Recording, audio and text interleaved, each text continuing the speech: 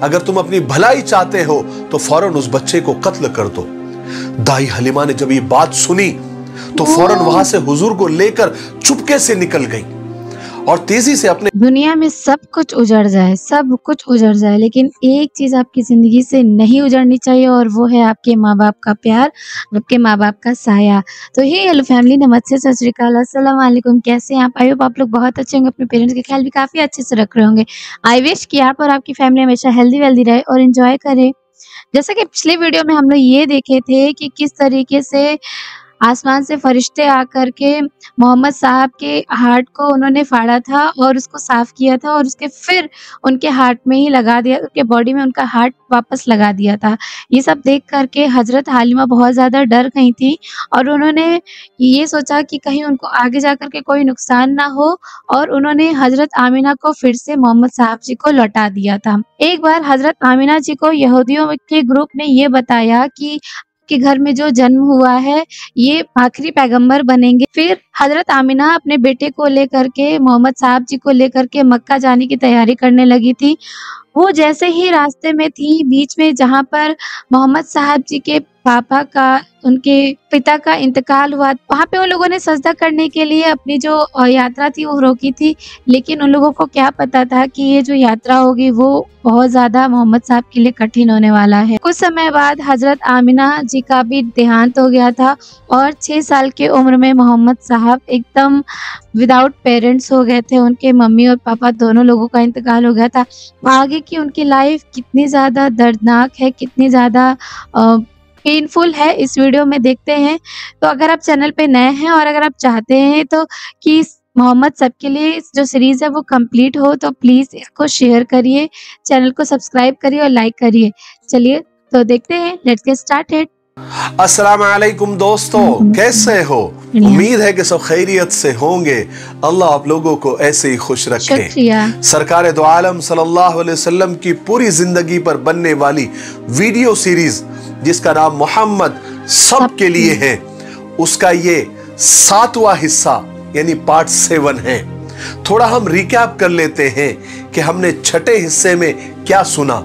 हमने छठे हिस्से में सुना कि किस तरह दाई हलीमा ने दोबारा हुजूर पाक सल्लल्लाहु अलैहि वसल्लम को हजरत आमिना से इजाजत लेकर दोबारा अपने गांव वापस लेकर आ गई और फिर एक दिन बकरियां चराते हुए हजरत जिब्राइल अलैहिस्सलातु वस्सलाम और कुछ फरिश्ते आए और आप सल्लल्लाहु अलैहि वसल्लम के सीने मुबारक को चाक किया और दिल को निकालकर जमजम से धोकर दोबारा वापस रख दिया।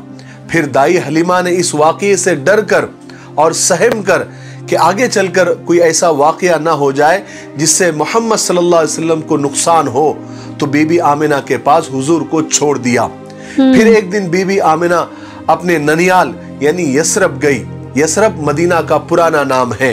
वहां पर बीबी आमिना 1 महीना ठहरी और वापसी में एक जगह जिसका नाम अबवा था, जहां बीबी आमिना के शौहर और सरकार दो आलम सल्लल्लाहु अलैहि वसल्लम के वालिद दफन थे, वहां अचानक बीबी आमिना की तबीयत खराब हुई और वहीं पर बीबी आमिना 6 साल की उम्र में हुजूर को छोड़कर इस दुनिया से चली गई और हुजूर 6 साल की उम्र में मुकम्मल यतीम हो गए। चलिए अब आगे सुनते हैं। जब मक्का में ये खबर पहुंची कि बीबी आमिना का इंतकाल हो गया तो मक्का में कोहराम मच गया। जब हुजूर पाक सल्लल्लाहु अलैहि वसल्लम के सर से अपनी माँ का साया भी उड़ गया तो उम्मे ऐमन हुजूर को लेकर मक्का आ गई और हुजूर को उनके दादा अब्दुल मुत्तलिब के हवाले करते हुए कहने लगी कि ऐ कुरैश के सरदार मोहम्मद का अब तुम्हारे सिवा कोई नहीं। अब्दुल मुत्तलिब ने कहा, उम्मे ऐमन क्या तू ये समझती है कि मैं अब्दुल्ला की निशानी को यूं ही बेहिफाजत और अकेला और तन्हा छोड़ दूंगा? मोहम्मद मेरे दिल का टुकड़ा है, मेरी बूढ़ी और सफेद आंखों की रोशनी है। ये हमजा, अकील, हारिस, अबू लहब, अब्बास ये बेशक मेरे बेटे हैं, मगर रब्बे काबा की कसम मोहम्मद मुझे इन सब से बहुत ज्यादा प्यारा है। उम्मे ऐमन तो मेरी मोहब्बत का अंदाजा नहीं कर सकती। काश ये दिल दिखाने की चीज होती। तो फिर आप सल्लल्लाहु अलैहि वसल्लम के दादा ने आप सल्लल्लाहु अलैहि वसल्लम को अपनी परवरिश में, अपनी तरबियत में लिया और अब्दुल मुत्तलिब आप सल्लल्लाहु अलैहि वसल्लम से बेहद मोहब्बत करते थे, हर वक्त अपने साथ रखते थे, आपकी देखभाल करते थे और आप सल्लल्लाहु अलैहि वसल्लम को अपने सारे बेटों से ज्यादा चाहते थे, मोहब्बत करते थे।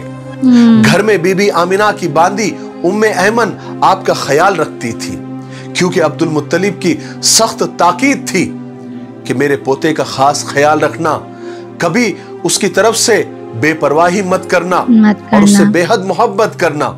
और इस तरह आप सल्लल्लाहु अलैहि वसल्लम अपने दादा की शफकत मोहब्बत की वजह से अपने वालिदा का कुछ गम भूल गए थे। लेकिन कुदरत प्यार मिलेगा वहां। कुदरत जिसको बड़ा बनाना चाहती है उसको आजमाइशों के भट्टियों में तपाती है, मुसीबतों गमों के कांटेदार झाड़ियों से गुजारती है। ऐश और इशरत से बड़ी शख्सियतों को जानबूझकर दूर रखा जाता है।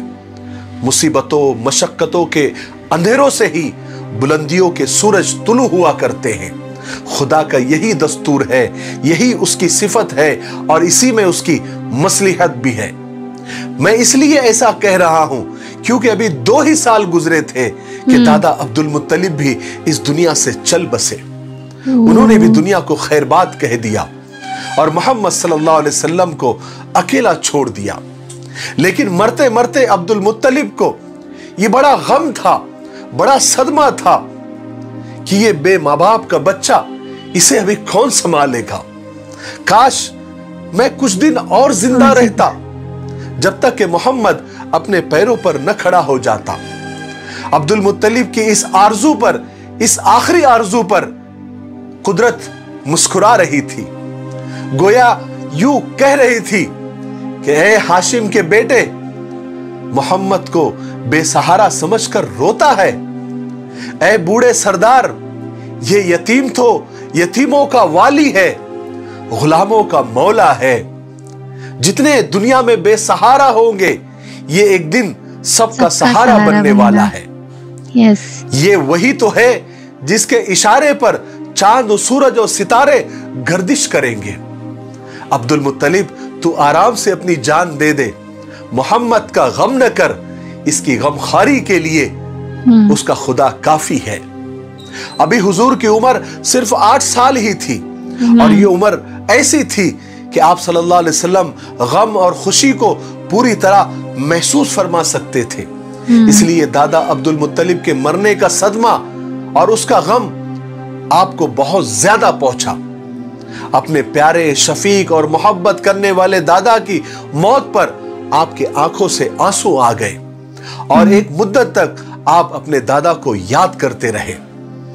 बहरहाल रसूल पाक सल्लल्लाहु अलैहि वसल्लम के इस दुनिया में आने से पहले हर कौम के आलिम, काहिन, नुजूमी आपका इंतजार कर रहे थे।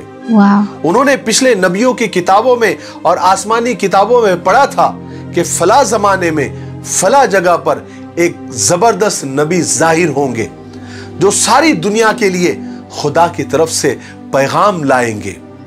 उनमें से तो बहुत से आलिम और बहुत से राहिब और बहुत से नुजूमी और बहुत से काहिन तो ऐसे थे जो आपके आने का इंतजार कर रहे थे और वो आरजू और तमन्ना करते थे कि वो नबी आए और हम उनकी शरीयत पर चले।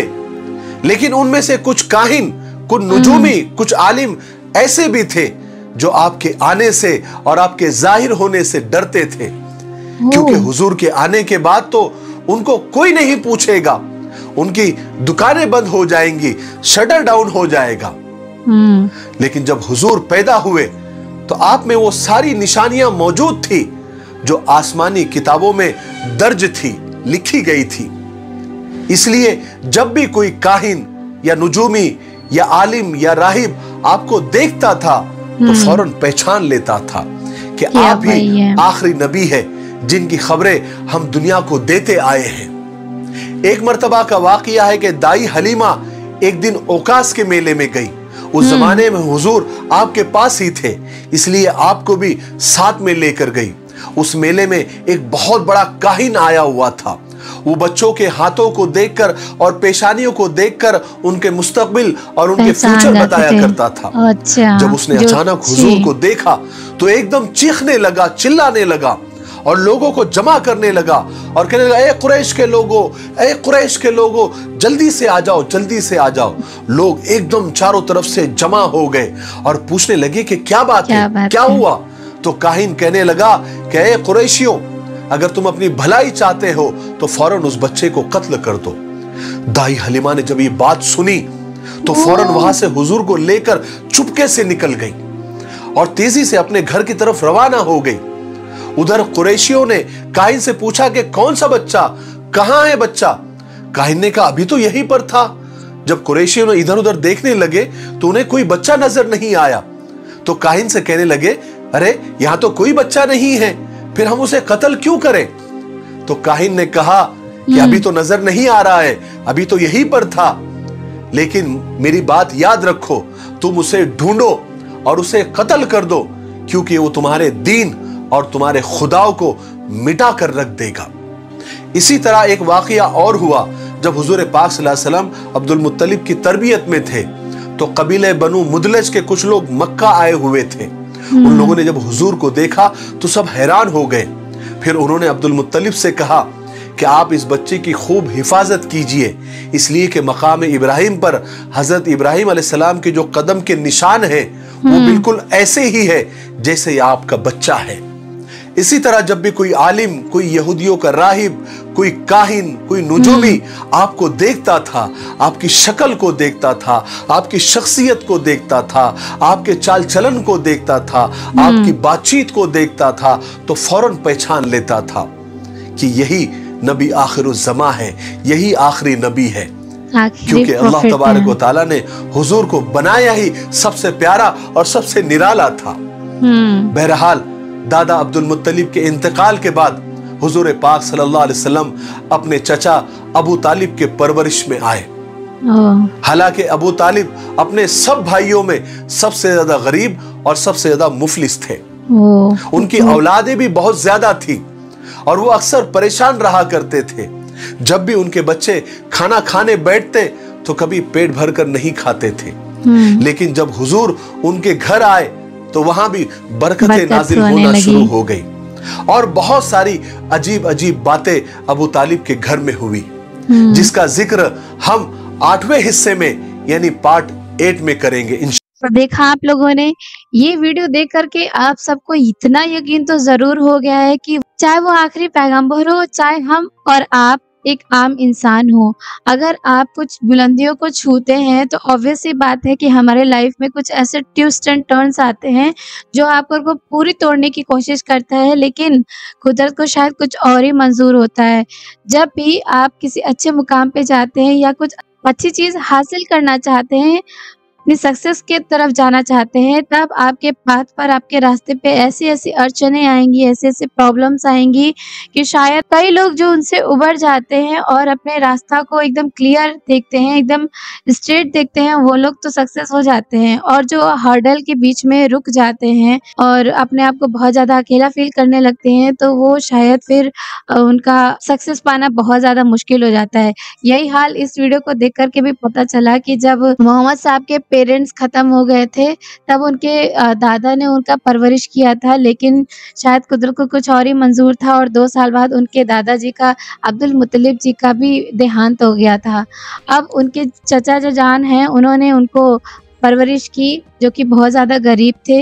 इस वीडियो में तो यही देखने को मिला, और जब वो उनके घर गए तो उनके घर में भी बरकत आने लगी थी। नेक्स्ट वीडियो में हम लोग देखेंगे कि क्या आगे स्टोरी है। आपको रिएक्शन और वीडियो कैसा लगा हमें बताइएगा ज़रूर। प्लीज़ अगर आप चैनल पे नए हैं तो प्लीज़ सब्सक्राइब करिएगा, लाइक करिएगा और शेयर ज़रूर कर दीजिए, ताकि ये जो हमारा सीरीज़ है ये आगे चलता रहे। व्यूज़ बहुत ज़्यादा कम आ रहे हैं, मुझे नहीं पता, शायद मेरी डिसकंटिन्यूटी की वजह से, लेकिन जैसा कि मैंने आपको पिछली वीडियो में कहा ही था कि घर में कुछ प्रॉब्लम चल रही हैं और ये बात हकीकत है। इस वीडियो में भी आप देख लीजिए कि हर काम से ऊंचा आपका एक काम होता है, वो है आपके पेरेंट्स और उनकी सुरक्षा। तो इसी वजह से थोड़ी वीडियोस में लेट हो जा रही है। आई होप माइंड नहीं करेंगे। Thank you so much for watching me till last. Bye, take care.